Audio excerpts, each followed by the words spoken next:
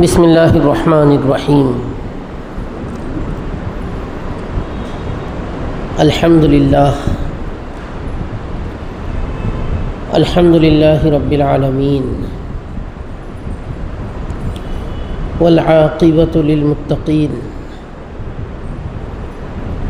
والصلاة والسلام علی سید الانبیاء والمرسلین وعلى آلہ واصحابہ الطیبین الطاہرین وزوجاتہ امہات المؤمنین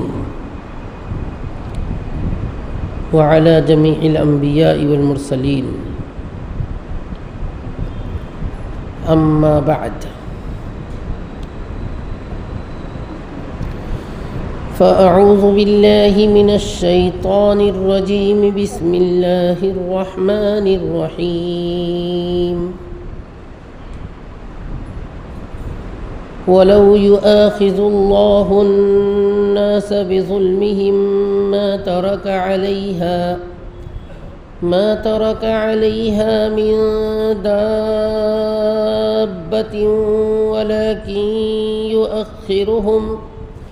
ولكن يؤخرهم إلى أجل مسمى فإذا جاء أجلهم لا يستأخرون ساعة ولا يستقدمون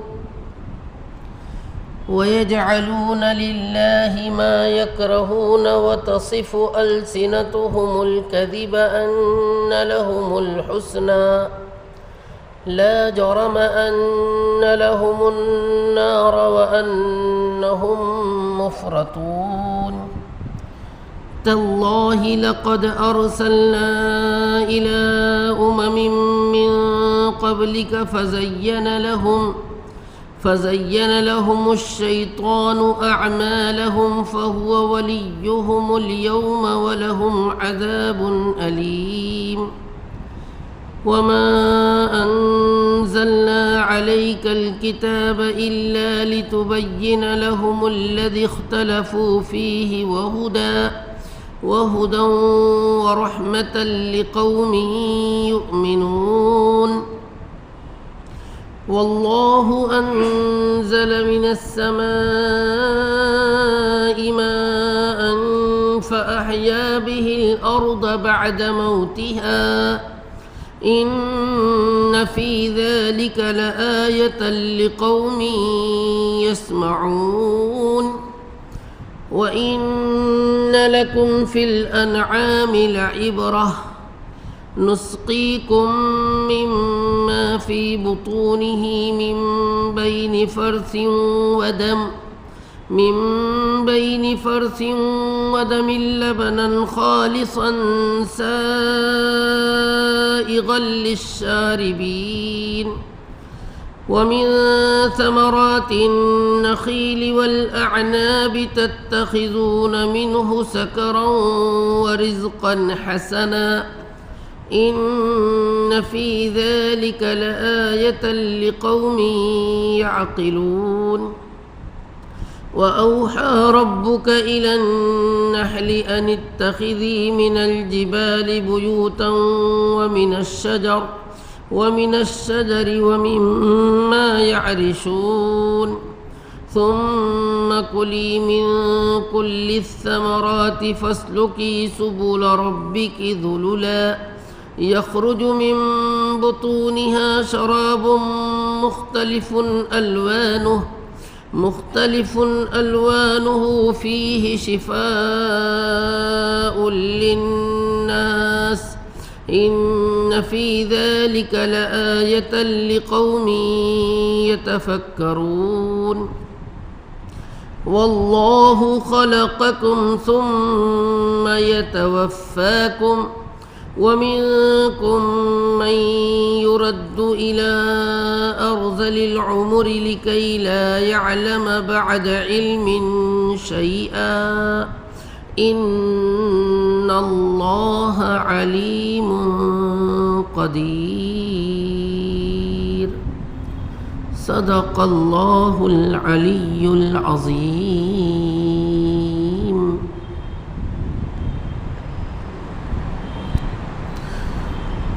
قابل صد احترام برادران اسلام،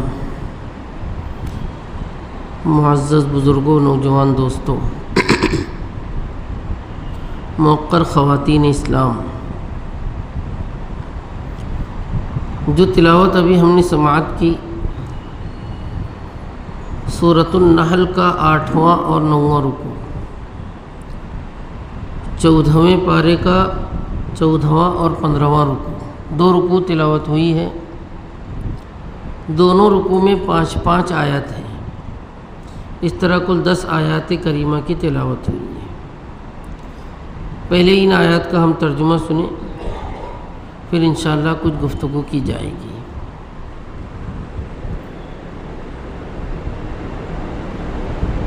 اور اگر اللہ لوگوں کی داروگیر فرمائے ان کے ظلم پر، تو اس پر کسی بھی جاندار کو نہ چھوڑے، لیکن وہ ان کو مہلت دیتا ہے ایک متعین مدت تک۔ پھر جب ان کی متعین مدت آ جاتی ہے تو اس سے ایک لمحہ بھی نہ آگے ہوتے ہیں اور نہ ہی پیچھے ہوتے ہیں۔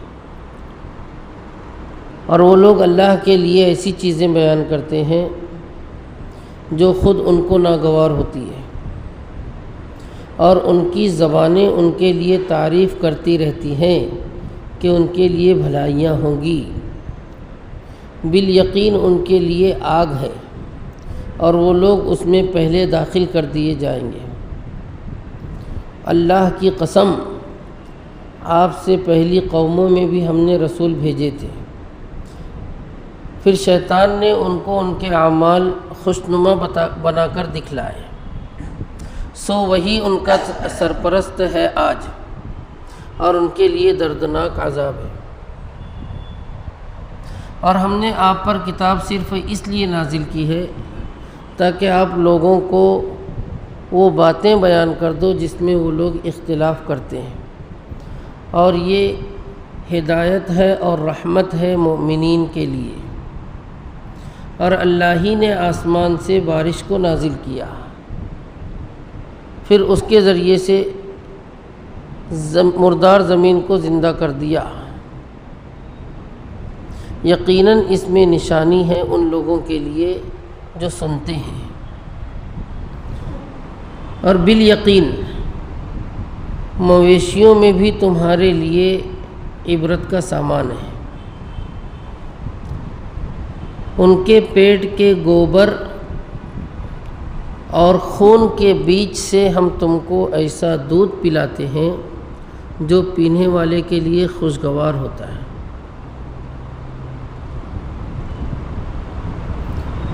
اور کھجور کے درختوں اور انگور سے تم شراب کشید بھی کرتے ہو اور اچھا رزق بھی حاصل کرتے ہو۔ یقیناً اس میں سمجھدار لوگوں کے لیے نشانی ہے۔ اور شہد کی مکھی کے دل میں تیرے رب نے یہ بات ڈال دی کہ تو اپنے مکانات کو بنا، پہاڑوں میں اور درختوں میں اور لوگوں کی ٹٹیوں میں۔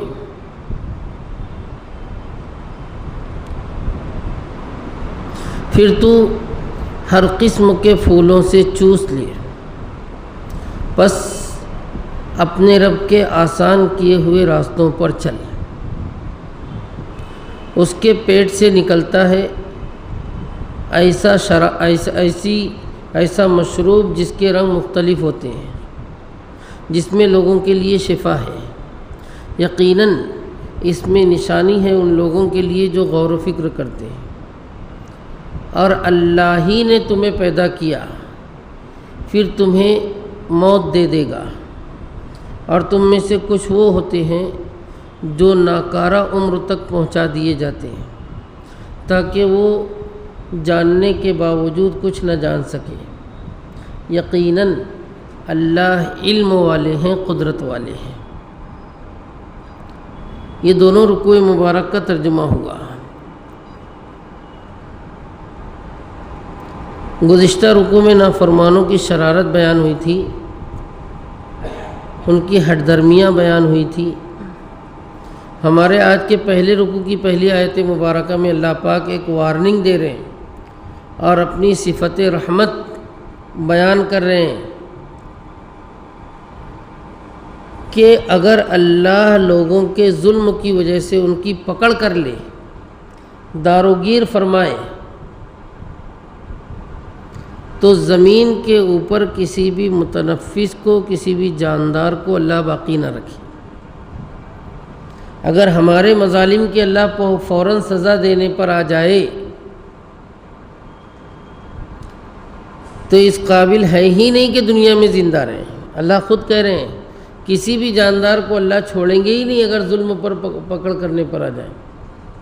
کفار و مشرکین کی طرف سے تو بڑے ظلم ہو رہے ہیں، لیکن جو مومنین ہیں، ایمان والے ہیں، ان میں بھی ناشکریاں ہوتی ہے، اللہ کی نعمتوں کی حق تلفیاں ہوتی ہے، اور اس قدر بڑی ہوئی ہوتی ہیں کہ ہم اللہ کی اس نعمت کی اتنی ناقدری کر رہے ہیں کہ وہ نعمت چھن جائے، جو نعمت ہے وجود، زندگی۔ لیکن اللہ نے اپنے لیے ایک اصول، ایک ضابطہ، ایک طریقہ طے کر رکھا ہے۔ ہر ایک کی مدت متعین کر دیا ہے اللہ نے کہ میں اس کو اتنے دن کی زندگی دے رکھا ہوں۔ ایک متعین مدت تک اللہ ان کو مہلت دیتے رہتے ہیں،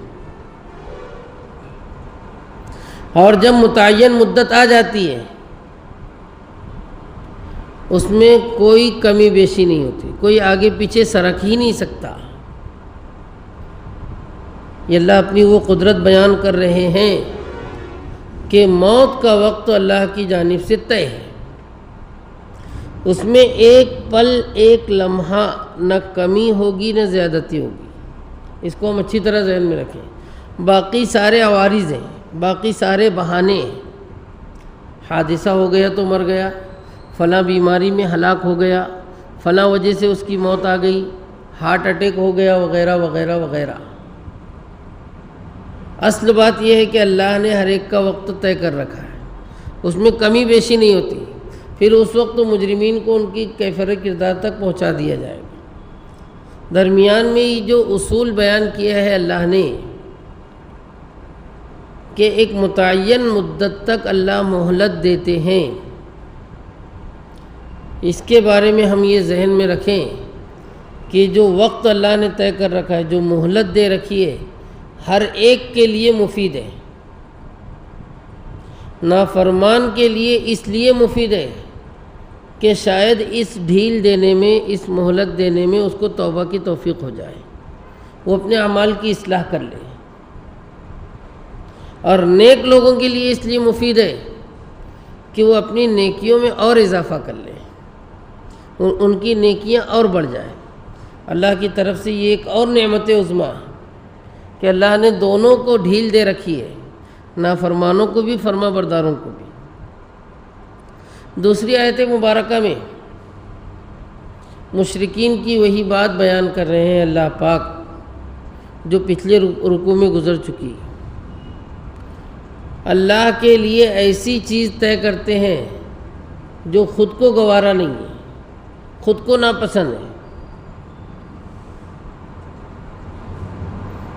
گرچہ اللہ اولاد سے بے نیاز ہے، بیان ہو چکا ہے، لیکن مشرکین عرب اور خاص طور پر مشرکین مکہ اللہ تعالیٰ کی بیٹیاں مانتے تھے، بیٹیاں۔ فرشتوں کو بھی اللہ کی بیٹیاں کہتے تھے، اور اپنی کچھ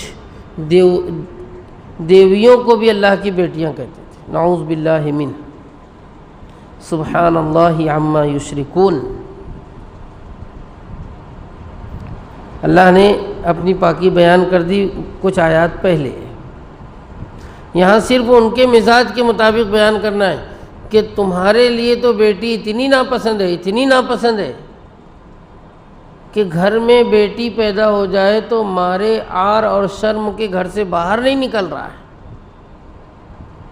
بہت سوچ سمجھ کے یہ فیصلہ کرنا پڑ رہا ہے کہ اب میں اس ذلت کے ساتھ رہوں یا اس کو زندہ دفن کر کے اپنی عزت برقرار رکھوں۔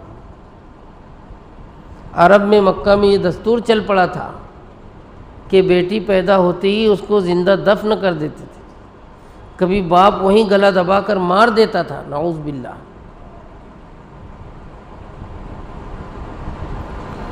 اور ستم بالائے ستم، اتنے ظلم کرنے کے بعد اپنا عقیدہ اور خیال یہ بنا رکھے تھے کہ اگر بالفرض موت کے بعد ہمیں زندہ کیا بھی گیا تو جنت ہماری رہے گی، ہمیں وہاں بھی بہت عزت اور راحت ملے گی۔ اللہ کہہ رہے ہیں ان کی زبانیں بیان کرتی ہیں کہ ان کے لیے اچھائیاں رہے گی، جسے دنیا میں عیش سے راحت اور آرام سے زندگی بسر کر رہے ہیں، موت کے بعد بھی اچھائی ملے گی۔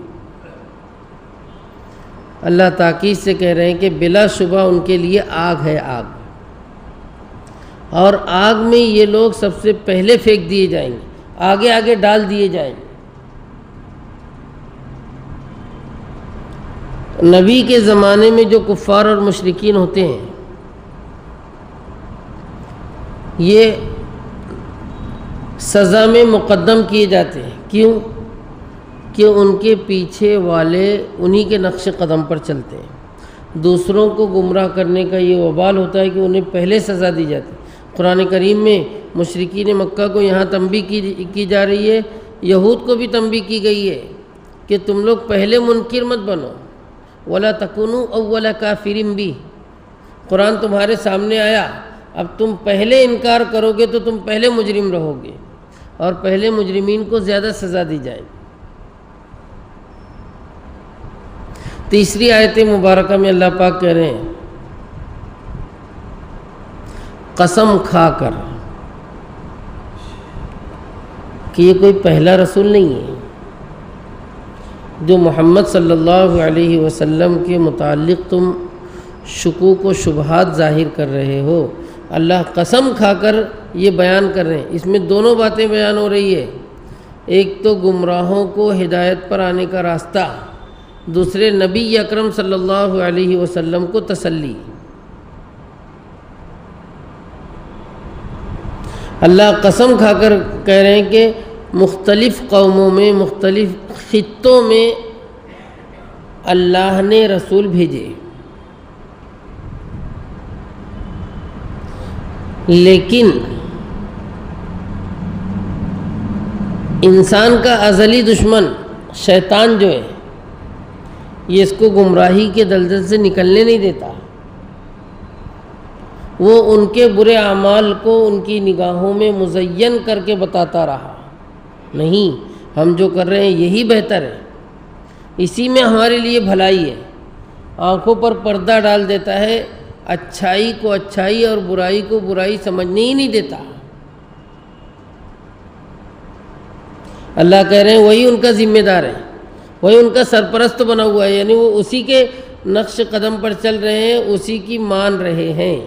گویا حضور اکرم صلی اللہ علیہ وسلم کو یہ تسلی دی جا رہی ہے کہ آپ کی نبوت پر اتنے دلائل ہونے کے باوجود، اتنے شواہد ہونے کے باوجود اگر یہ لوگ آپ کی بات نہیں مان رہے ہیں تو بہت زیادہ آپ افسردہ خاطر نہ ہوں، اپنے دل کو چھوٹا نہ کریں۔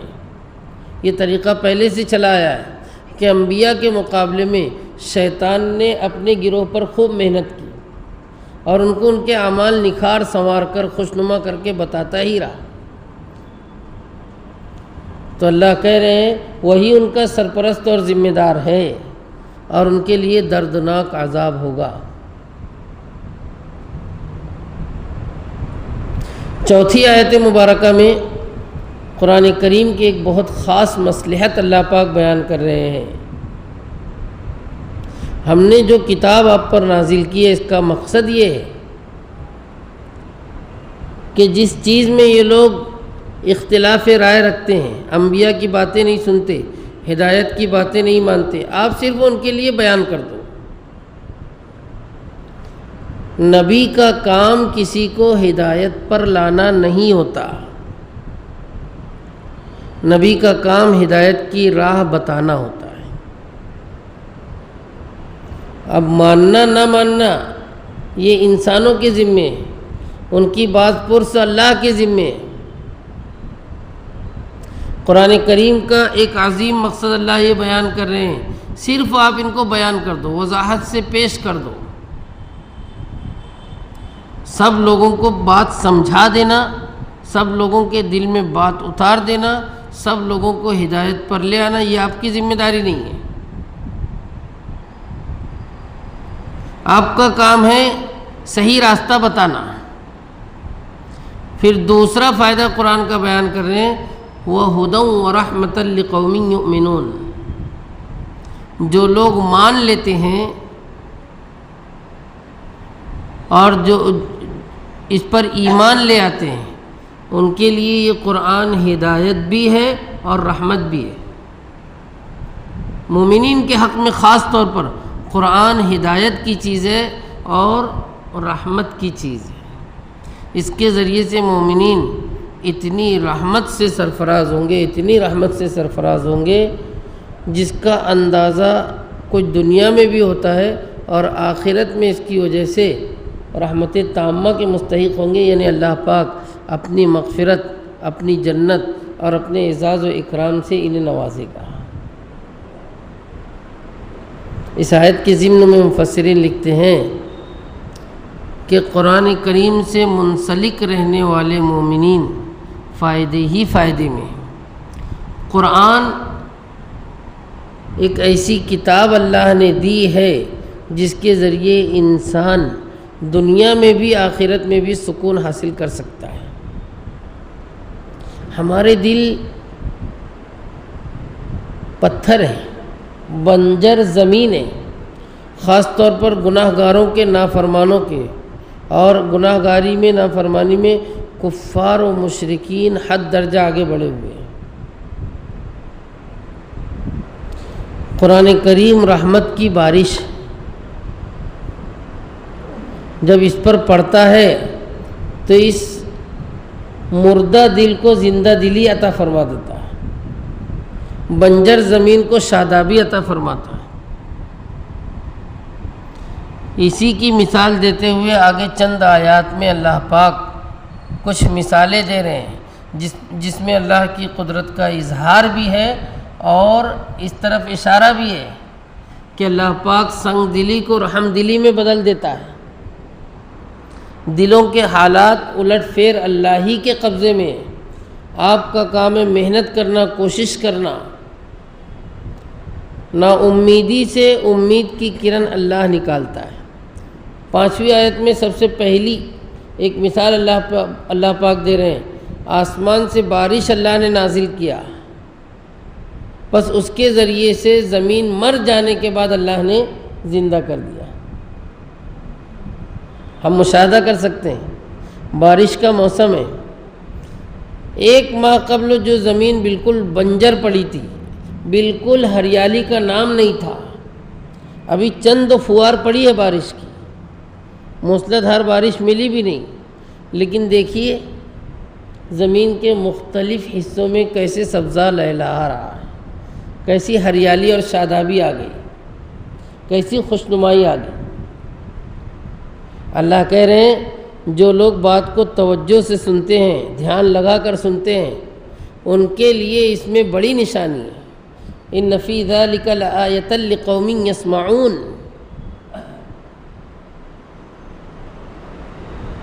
اگر سن رہے ہیں تو بڑی نشانی ہے۔ ایسے ہی اللہ پاک قرآن کریم کی برکت سے مردہ دلوں کو زندہ فرماتا ہے اور نافرمانوں میں سے فرما بردار نکالتا ہے۔ کچھ مفسرین نے یہاں مثال پیش کیے، ولید ابن مغیرہ انتہائی سنگ دل ظالم کافر جو مسلمانوں کے حق میں بڑا ظالم تھا، اللہ نے اس کی اولاد میں سیف اللہ خالد ابن ولید رضی اللہ تعالیٰ عنہ کو پیدا فرمایا۔ دوسری مثال علماء نے لکھا ہے کہ حضرت عمر رضی اللہ تعالیٰ عنہ کو دیکھیں، برہنہ تلوار لے کر نعوذ باللہ قتل نبی کے ارادے سے چلے ہیں، غصے میں آگ بگولا ہے کہ آج نبی کا کام تمام کر دیں گے، لیکن قرآن کریم کی چند آیات نے ان کے دل کی دنیا ہی پلٹ دی۔ جو قتل کے ارادے سے چلے تھے بالکل رام ہو کر رہ گئے، مطیع اور فرما بردار ہو گئے، اور کلمہ شہادت پڑھ کر ہی سکون ملا، اب اسلام کے ایک شہسوار بن گئے۔ ایسی ان گنت بے شمار مثالیں ملے گی۔ پہلی مثال تو اللہ پاک نے 5ویں آیت میں جو پہلے رکوع کی آخری آیت ہے یہ پیش کی کہ اللہ بارش نازل فرماتا ہے، مردہ زمین کو زندہ کر دیتا ہے۔ دوسرے رکوع کی پہلی آیت جو آج کی 6ٹھی آیت مبارکہ ہے، اس میں اللہ پاک دوسری نشانی بڑی اہم، عجیب و غریب پیش کر رہے ہیں۔ جانوروں میں تمہارے لیے عبرت کا سامان ہے، مویشی۔ اس عبرت کے سامان میں ایک بہت قیمتی سامان اللہ پاک پیش کر رہے ہیں۔ جانور کے پیٹ میں غلاظت اور خون کے سوا کچھ نہیں ہوتا، دونوں گندگیاں ہیں، لیکن اللہ کہہ رہے ہیں کہ ان دونوں گندگیوں کے بیچ میں سے ہم تمہیں خالص صاف شفاف دودھ عطا کرتے ہیں، پلاتے ہیں، جو پینے والوں کے لیے بڑا خوشگوار ہوتا ہے۔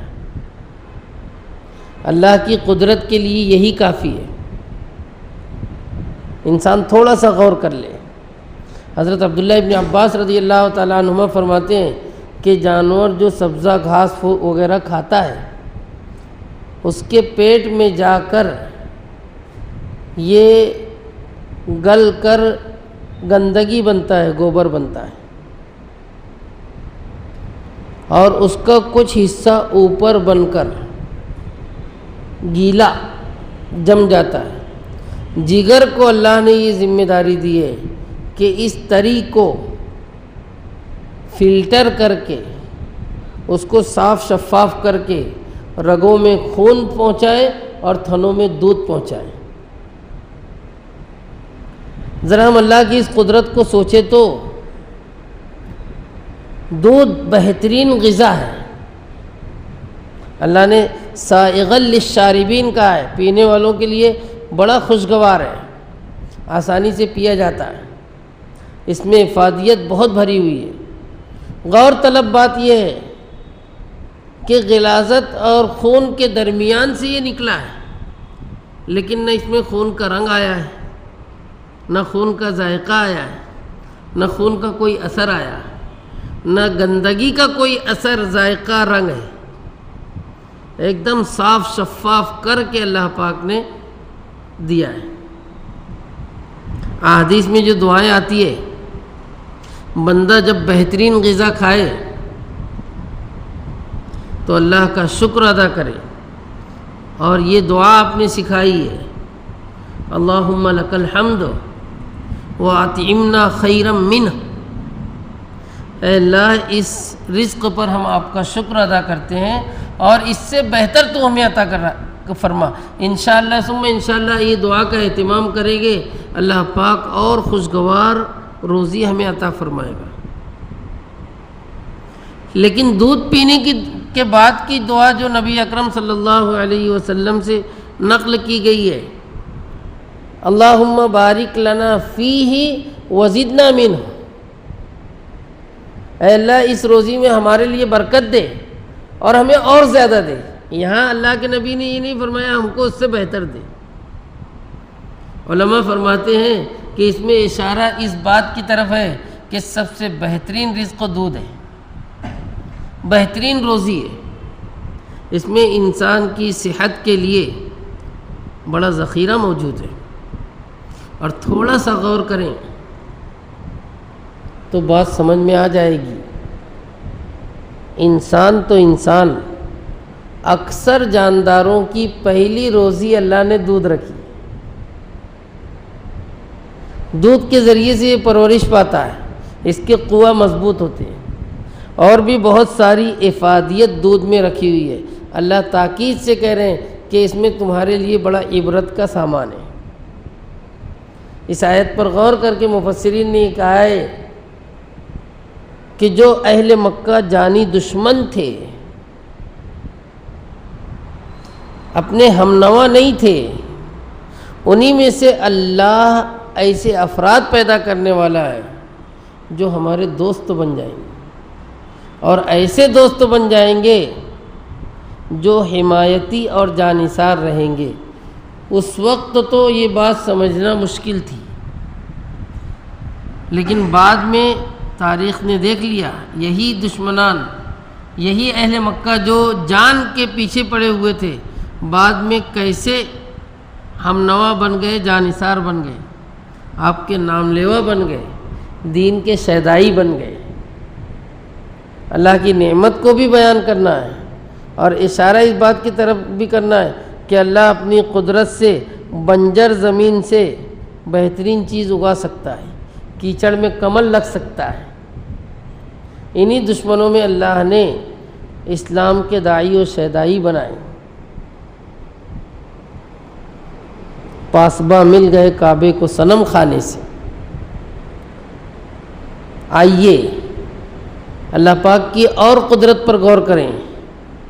7ویں آیت مبارکہ جو دوسرے رکوع کی دوسری آیت ہے، اس میں اللہ پاک اپنی نعمت بیان کر رہے ہیں۔ کھجور کے درخت اور انگور سے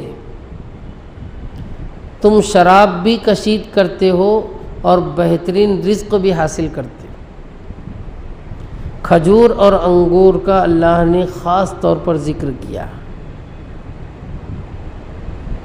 یہاں ایک بات یہ ذہن میں رکھنا ہے،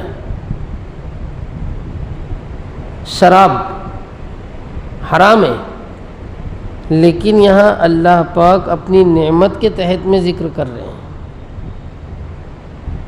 اس کی سب سے بڑی وجہ تو یہ ہے، جب یہ آیت کریمہ نازل ہوئی ہے اس وقت تو شراب حرام نہیں تھی۔ تمام مفسرین کے یہاں آیت مکی ہے اور شراب مدنی زندگی میں حرام ہوئی ہے۔ دوسری بات، آیت میں ہی اشارہ اس بات کی طرف ہے کہ شراب اچھی چیز نہیں ہے۔ اللہ کہہ رہے ہیں شراب بھی بناتے ہو اور اچھی روزی بھی حاصل کرتے ہو، یعنی اچھی روزی کے مقابلے میں کوئی اور چیز ہے۔ کھجوروں کے ذریعے سے کبھی خشک کر کے کبھی تر کر کے مختلف مشروبات بناتے تھے، کشمش بناتے تھے انگوروں کے ذریعے سے، اور اس کو محفوظ کر کے رکھتے تھے، بڑی دیر پا ہوتی تھی۔ اللہ کہہ رہے ہیں اگر تم کو عقل ہے، سوجھ بوجھ ہے، غور و فکر سے کام لیتے ہو تو اس میں ان کے لیے نشانی موجود ہے۔ یہ بھی اسی مثال کی ایک کڑی ہے۔ کھجور کا درخت انتہائی سخت ہوتا ہے، تناور ہوتا ہے، اس سے اللہ پاک نرم نرم کھجوریں دیتے ہیں، سختیوں میں سے نرمی اللہ نکالتے ہیں۔ انگور کی بیل زیادہ سخت تو نہیں ہوتی، لیکن اس کے پھلوں سے کبھی خود بخود اور کبھی بندے کی صنعت کے ذریعے سے روزی عطا ہوتی ہے۔ ان دونوں آیتوں میں اگر غور کریں گے تو ایک بات اور ہے، جب جانوروں کا ذکر اللہ نے کیا تو اس میں اللہ پاک نے فرمایا کہ ہم پلاتے ہیں، اور کھجور اور انگور کا ذکر آیا تو تم کرتے ہو۔ اشارہ اس بات کی طرف ہے کہ اس سے حاصل ہونے والی خوراک اور مشروبات میں ہمیں محنت کرنا ہے، انسان کو کچھ صنعت پیش آئے گی تب جا کر یہ چیز حاصل ہوگی۔ اور دودھ بنانے میں ہماری اپنی محنت ہے ہی نہیں، زیادہ سے زیادہ اتنا ہے کہ خریدنے جائیں گے یا جانور کے تھن سے نچوڑ کر نکال لیں گے، لیکن اس کی جو فیکٹری ہے، جو سامان ہے، صرف اور صرف اللہ کے قبضہ قدرت میں، دنیا کی کوئی طاقت یہ کام کر ہی نہیں سکتی۔ جانور کو ذبح کرو، دیکھو دودھ نکلتا ہے کیا؟ جو جانور ایک وقت میں 5-5 7-7 لیٹر دودھ دے رہا ہے، ذبح کرو گے اور تھن چیر کر بھی دیکھو گے ایک پاؤ بھی نہیں نکلے گا۔ عجیب و غریب قدرت کی کاریگری۔ اس سے تیار ہو رہا ہے اور ہماری روزی حاصل ہو رہی ہے۔ انسان کہاں تک اللہ پاک کی نعمتوں کو ٹھکرائے۔ 8ویں آیت مبارکہ میں ایک بہت قیمتی نعمت بیان ہو رہی ہے اور بڑے عجیب و غریب انداز میں اللہ بیان کر رہے ہیں، جس آیت کی وجہ سے اس سورہ کا نام سورۃ النحل رکھا گیا، شہد کی مکھی۔ اللہ کہہ رہے ہیں کہ تیرے رب نے شہد کی مکھی کو یہ وحی بھیجی، یعنی اس کے دل میں یہ بات ڈالی کہ تو اپنے گھر بنا۔ کہاں بنا؟ پہاڑوں میں، چھتوں میں، درختوں میں۔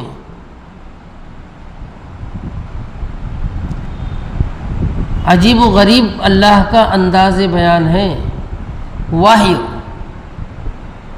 لطیف بات بتانا جو دوسروں کو نہ سمجھ میں آئے، اس کے دل میں اللہ نے یہ بات ڈالی۔ دوسرے جانوروں کے بارے میں اللہ نے قرآن میں دوسری جگہ کہا ہے وَأَعْطَى كُلَّ شَيْءٍ خَلْقَهُ ثُمَّ هَدَى، لیکن شہد کی مکھی کے بارے میں اللہ کہہ رہے ہیں کہ اللہ نے اس کو سمجھایا۔ اور کیا سمجھایا؟ مکان بنانا۔ محققین اس کی تحقیق کیے تو دنگ رہ گئے ہیں۔ یہ معمولی سی مکھی جو ایک زہریلا جانور ہے، زہریلا کیڑا ہے، اس کے ذریعے سے اللہ پاک کتنی عمدہ خوراک انسان کو دے رہا ہے۔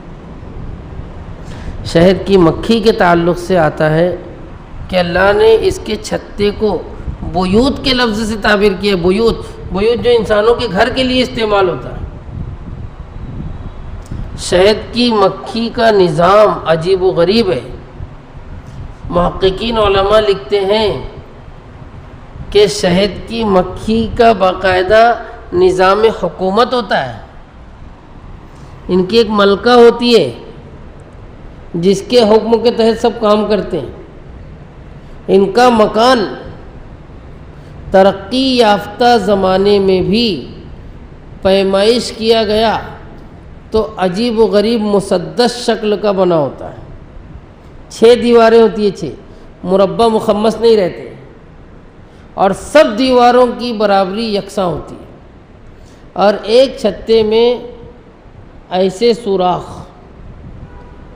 5000 سے لے کر 8000، 10000، 15000 تک دیتے۔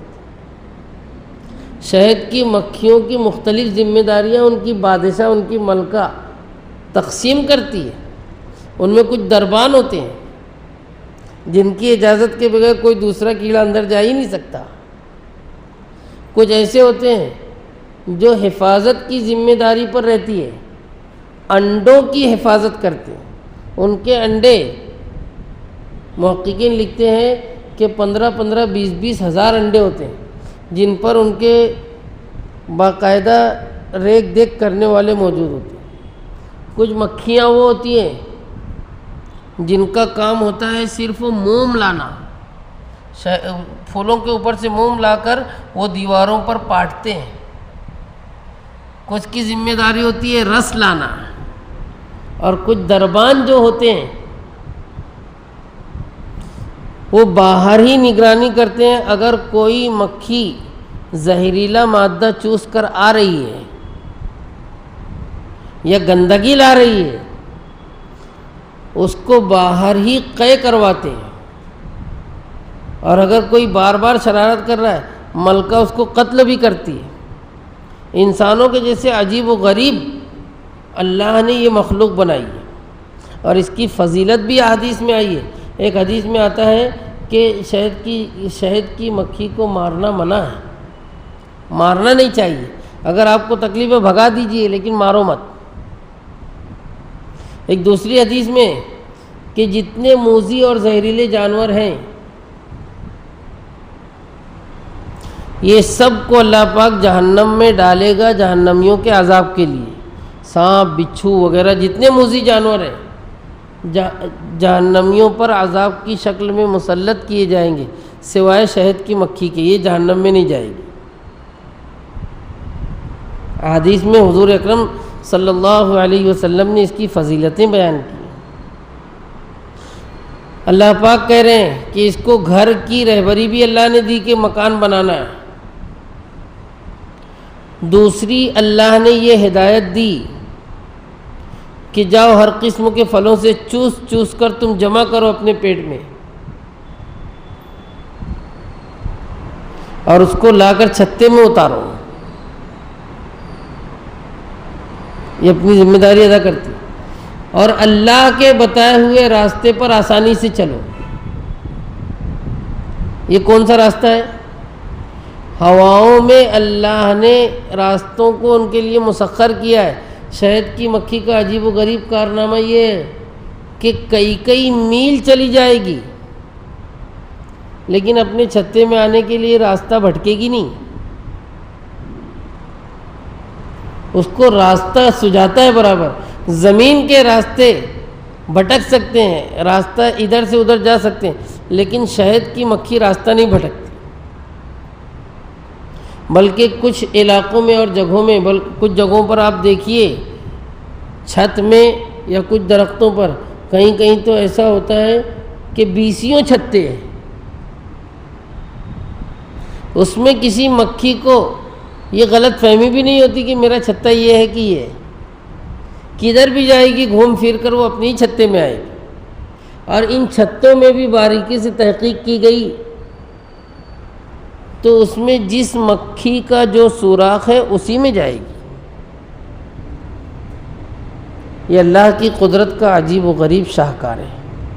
اب اس کے ذریعے سے کیا ہو رہا ہے؟ اللہ خود کہہ رہے ہیں اس کے پیٹ سے اللہ شہد نکالتے ہیں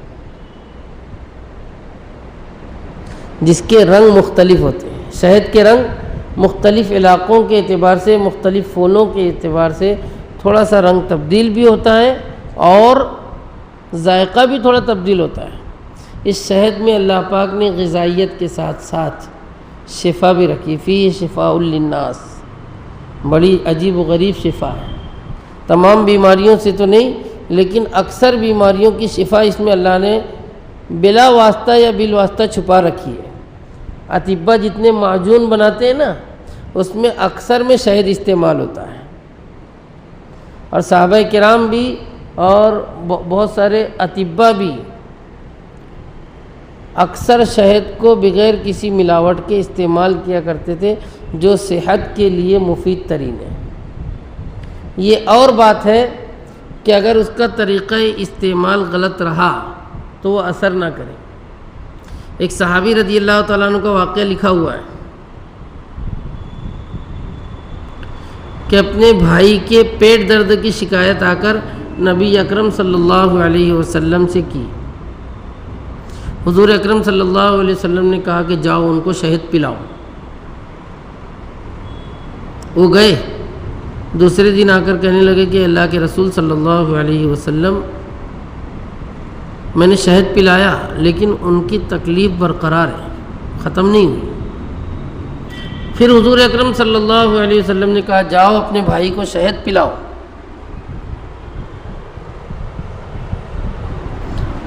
تیسرے دن پھر آ کر کہنے لگے کہ اللہ کے رسول صلی اللہ علیہ وسلم شہد پلایا لیکن آرام نہیں ہوا، تکلیف تو ویسی ہی ہے.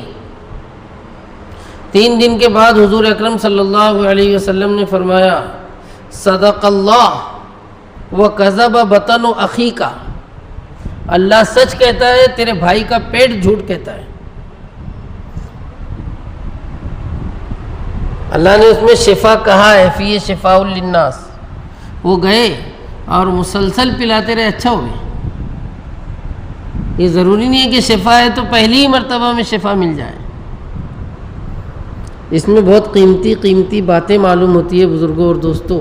سب سے اہم بات تو یہ کہ زہد کے خلاف علاج کرنا نہیں ہے، علاج میں بندے کو کوشش کرنا چاہیے. حضور اکرم صلی اللہ علیہ وسلم سے اس کی ترغیب موجود ہے. بعض صحابہ کرام نے عرض کیا کیا ہم علاج کریں یا تقدیر پر بھروسہ کریں؟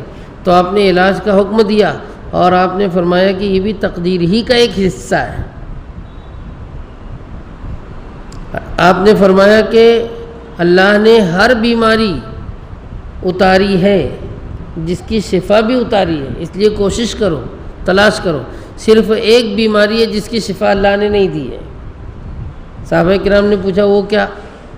تو آپ نے فرمایا بڑھاپا، جس کو آسان الفاظ میں موت سے تعبیر کیا جاتا ہے۔ جب بندہ موت کے قریب ہو جائے تو اب تو اس دنیا سے رخصت ہونا ہی ہے، علاج کر کے ریٹرن نہیں آ سکتا، جوانی اور بچپن کی طرف نہیں آئے گا۔ یہ اور بات ہے کہ مقویات استعمال کرنے سے کچھ لوگوں کو بڑھاپے میں بھی قوت اور طاقت بھرپور ہوتی ہے۔ کچھ بوڑھے اتنے قوی اور تندرست ہوتے ہیں کہ جوانوں کو رشک آتا ہے کہ کیا صحت ہے آپ کی، ہم کو جوانی میں ایسی نہیں ملی۔ بہرحال علاج کرنا یہ تقوی اور توکل کے خلاف نہیں ہے۔ دوسری چیز ان آیات سے یہ معلوم ہوئی کہ اچھی اچھی چیزیں کھانا یہ زہد کے منافی نہیں ہیں، اللہ کی نعمتیں ہیں، اس کو استعمال کیا جائے، کھایا جائے، لیکن اسراف سے بچ کر، اسراف کی حد تک ہم نہ پہنچیں۔ بہت سارے لوگ کھانے پینے کے ایسے شوقین ہوتے ہیں کہ اسراف سے تجاوز کر جاتے ہیں۔ ہم اللہ کی نعمتیں کھائیں، جو دعائیں احادیث میں آئی ہیں دعاؤں کا اہتمام کریں، اللہ پاک کا شکر ادا کریں، انشاءاللہ اللہ پاک اس میں اور ترقی اور برکتیں عطا فرمائے گا۔ بہرحال ان آیات میں ایک دوسرا اشارہ یہ ہے کہ جو جانی دشمن ہے، جان لیوا دشمن ہے، اللہ ان کے دلوں کو پھیرے گا۔ اللہ کی قدرت سے کوئی چیز بالا تر نہیں ہے۔ حضرت ثمامہ ابن اسال رضی اللہ تعالیٰ عنہ کا واقعہ مفسرین نے ذکر کیا ہے کہ انتہائی سخت تھے، حضور اکرم صلی اللہ علیہ وسلم سے بڑی نفرت تھی، آپ کی جان کے در پہ تھے۔ آپ صلی اللہ علیہ وسلم کے گھوڑ سواروں نے ان کو گرفتار کر کے لایا اور لا کر مسجد نبوی علی صاحب الصلاۃ والتسلیم کے ایک ستون سے باندھ دیا۔ حضور اکرم صلی اللہ علیہ وسلم آئے اور پوچھے ثمامہ کیا حال ہے؟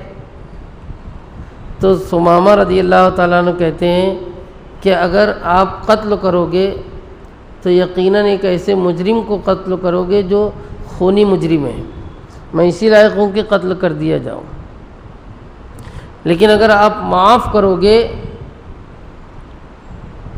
تو ایسے انسان کو معاف کرو گے جو احسان فراموش نہیں ہے، اور اگر آپ کو فدیہ چاہیے تو میں ابھی اپنی قوم کو حکم دیتا ہوں فدیہ لا کر حاضر خدمت کرتی ہوں۔ آپ اتنی گفتگو کی اور چلے گئے۔ دوسرے دن بھی ایسے ہی ہوا، تیسرے دن بھی ایسے ہی ہوا۔ آپ صلی اللہ علیہ وسلم نے فرمایا کہ آج ثمامہ کو آزاد کر دو، چھوڑ دو، کھول دو اس کو۔ حضرت ثمامہ رضی اللہ تعالی عنہ جیسے ہی آزاد ہوئے ایک باغ میں گئے، غسل کر کے آئے اور کلمہ پڑھ کر وہیں مسلمان ہوئے۔ کہنے لگے اللہ کے رسول صلی اللہ علیہ وسلم، قسم کھا کر یہ بات کہتا ہوں کہ مجھ کو قید کرنے سے پہلے مجھے آپ سے اتنی نفرت تھی کہ اس زمین پر کسی سے نہیں تھی۔ آپ کا شہر مجھ کو اتنا ناپسند تھا کہ اتنا مبغوض علاقہ کوئی نہیں تھا۔ آپ کی ہر چیز سے مجھے سخت نفرت تھی، لیکن اب میں اللہ کی قسم کھا کر کہتا ہوں کہ آپ کے چہرے سے زیادہ پیارا میری نگاہوں میں کوئی نہیں ہے، آپ کے شہر سے بہتر کوئی علاقہ نہیں۔ آپ کی محبت اب میرے گھر میں گھر گئی ہے، میرے دل میں گھر گئی ہے۔ اچانک اللہ نے دل کی کایا ہی پلٹ دی۔ اللہ پاک قادر مطلق ہے، اشارہ دے رہے ہیں کہ ان نافرمانوں میں سے فرما بردار پیدا ہوں۔ آخری آیت میں ایک اور اہم بات اسی طرح کی پیش ہو رہی ہے۔ 10ویں آیت مبارکہ میں اللہ کہہ رہے ہیں کہ اللہ تم کو پیدا کیے ہیں اور تم کو موت دیں گے۔ زندہ کرنا اور مارنا یہ اللہ ہی کے قبضۂ قدرت میں۔ پھر ایک بات اور بیان کر رہے ہیں اللہ پاک، تم میں سے کچھ ایسے ہوتے ہیں کہ گھٹیا عمر کی طرف ان کو ڈھکیل دیا جاتا ہے، ارذل العمر، ناکارہ عمر، کہ علم کے بعد بھی کچھ جان نہ سکے، نعوذ باللہ۔ کچھ انسان بڑھاپے کی ایسی عمر کو پہنچائے جاتے ہیں کہ سب کچھ بھول جاتے ہیں۔ جو باتیں جوانی میں ازبر یاد تھی، نو کی زبان تھی، صلاحیتیں کام کرتی تھی، بڑھاپے میں یہ سب مفقود ہو جاتی ہے، بچوں کے جیسا ہو جاتا ہے، ایک بات بار بار بولی جا رہی ہے بھول جا رہا ہے، کچھ پڑھنا چاہ رہا ہے یاد ہی نہیں ہو رہا۔ حضور اکرم صلی اللہ علیہ وسلم ایسی عمر سے پناہ مانگا کرتے تھے۔ اللہم انا نعوذ بک من ارذل العمر۔ علم کے بعد بھی بندہ کچھ نہ جانے، اس کی عمر کیا ہے کچھ متعین نہیں ہے۔ بعض صحابہ کرام نے مفسرین نے الگ الگ عمر بتائی ہے، کوئی 80 سال کا قائل ہے، کوئی 75 سال کا، کوئی 100 سال کا، لیکن صحیح بات یہ ہے کہ کیفیات مختلف ہوتی ہیں۔ کچھ تو وہ ہوتے ہیں کہ 100 سال میں بھی قوی الحفظ رہتے ہیں، اور کچھ وہ ہوتے ہیں کہ 60 برس کی عمر ہی میں ان کا حافظہ جواب دے جاتا ہے، اس لیے کیفیات مختلف ہوتی ہیں۔ بہرحال احادیث کے مطابق ایسی عمر سے اللہ کی پناہ مانگنی چاہیے۔ آخر میں اللہ پاک اپنی صفت بیان کر رہے ہیں، ان اللہ علیم قدیر، اللہ علم والے بھی ہیں، قدرت والے بھی ہیں، اللہ کی قدرت سے کوئی چیز باہر نہیں۔ بڑی قیمتی قدرت کی نشانیوں کے ساتھ ساتھ اللہ نے ان آیات میں اشارہ دیا ہے کہ حالات بدلیں گے، دشمنوں میں سے دوست پیدا ہوں گے، نافرمانوں میں سے فرما بردار نکلیں گے، ہمیں مایوس نہیں ہونا چاہیے، اللہ پاک محنت کا نتیجہ اور ثمرہ دیں گے۔ یہ چند روشنیاں تھی جو ان دونوں رکوع پر ڈالی گئی۔ وآخر دعوانا ان الحمد للہ رب العالمین۔ ہمارے ایک مصلی بہت ہی علیل ہیں، ان کے دماغ کا آپریشن ہے، ان کے گھر والوں نے دعا کی درخواست کی ہے۔ اسی طرح جو بھی مسلمان بیمار ہیں، کسی طرح کی پریشانی میں ہیں، اخلاص دل سے ان کے لیے دعائے خیر فرمائیں۔ بسم اللہ الرحمن الرحیم۔ اللہم انا نسألک بأن لک الحمد، اللہم صل علی محمد وعلی آل محمد وبارک وسلم۔ یا ربنا لک الحمد کما ينبغی بجلال وجہک وعظیم سلطانک، لا الہ الا انت سبحانک، لا الہ الا انت وحدک لا شریک لک، لا الہ الا اللہ وحدہ لا شریک لہ، احدا صمدا لم يتخذ صاحبة ولا ولدا ولم يكن له كفوا احد۔ اللهم صل على محمد وعلى آل محمد وبارك على محمد وعلى آل محمد كما صليت وباركت على إبراهيم في العالمين إنك حميد مجيد۔ اللهم اشف مرضانا ومرضى جميع المسلمين وارحم موتانا يا أرحم الراحمين۔ اللهم إنا نسألك الصحة والعفة والأمانة وحسن الخلق والرضا بالقدر۔ اللهم نور قلوبنا بالقرآن وزين أخلاقنا بالقرآن ونجنا من النار بالقرآن يا أرحم الراحمين، يا حي يا قيوم برحمتك نستغيث ومن عذابك نستجير۔ اللهم اسقنا غيثا مغيثا مريئا مريئا نافعا غير ضار عاجلا غير آجل۔ اللهم اسق عبادك وبهيمتك وانشر رحمتك وأحيي بلدك الميت۔ ربنا لا تزغ قلوبنا بعد إذ هديتنا وهب لنا من لدنك رحمة إنك أنت الوهاب۔ یا ارحم الراحمین، ہم سب پر رحم و کرم فرما، ہمیں عقل سلیم عطا فرما۔ اے اللہ، آپ کے کلام مقدس کا حق ادا کرنے والا بنا، اس پر عمل کرنے والا بنا، اس کی تلاوت کے ذریعے سے ہمارے قلوب کو منور و معطر فرما۔ یا ارحم الراحمین، ہمیں اپنی معرفت عطا فرما۔ اے اللہ، ہماری اس مجمع کے تمام حاضرین و حاضرات کی جائز اور نیک تمناؤں کو پورا فرما۔ جو بیمار ہیں انہیں شفائے کامل عاجل دائم عطا فرما۔ جو مقروض ہیں ان کے قرضوں کی ادائیگی کے انتظام فرما۔ جو تنگی معاش کے شکار ہیں انہیں کشادہ رزق حلال عطا فرما۔ اے اللہ ہمیں حسن اخلاق کی دولت عطا فرما، بدخلقی سے ہماری حفاظت فرما۔ اے ارحم الراحمین ہمیں دونوں جہاں کی کامیابیاں عطا فرما، سارے عالم میں اسلام کا بول بالا فرما، دشمنان اسلام کے شر سے ہم سب کو محفوظ فرما۔ ہمارے اپنے ملک میں خاص طور پر مسلمانوں کے لیے آب و ہوا کو خوشگوار بنا دیجیے، دشمنان اسلام کی اور دشمنان ملک کی سازشوں کو ناکام بنا دیجیے۔ اے ارحم الراحمین ہمیں حرمین شریفین میں بار بار حاضری کا شرف عطا فرما، جو اب تک اس سعادت سے محروم ہیں اللہ ان کے لیے بھی انتظامات فرما، حج مقبول عمرہ مبرورہ ہمارا مقدر فرما، جو مشرف ہو چکے ہیں انہیں بار بار اس سعادت کو آسانی اور سہولت کے ساتھ عطا فرما، ہمارے رزق حلال میں خوب برکت عطا فرما، رزق حرام کے ذرے ذرے سے ہماری حفاظت فرما، اپنے محبوب صلی اللہ علیہ وسلم کے دست مبارک سے ہمیں جام کوثر عطا فرما، آپ کی شفاعت میں ہمیں حصہ عطا فرما، بروز محشر عرش کا سایہ عطا فرما، بغیر حساب کتاب کے جنت الفردوس کا ہم سب کے لیے فیصلہ فرما۔ ربنا تقبل منا انك انت السميع العليم وتب علينا انك انت التواب الرحيم، وصلى الله تعالى على خير خلقه سيدنا ونبينا ومولانا محمد وعلى آله وأصحابه أجمعين برحمتك يا أرحم الراحمين۔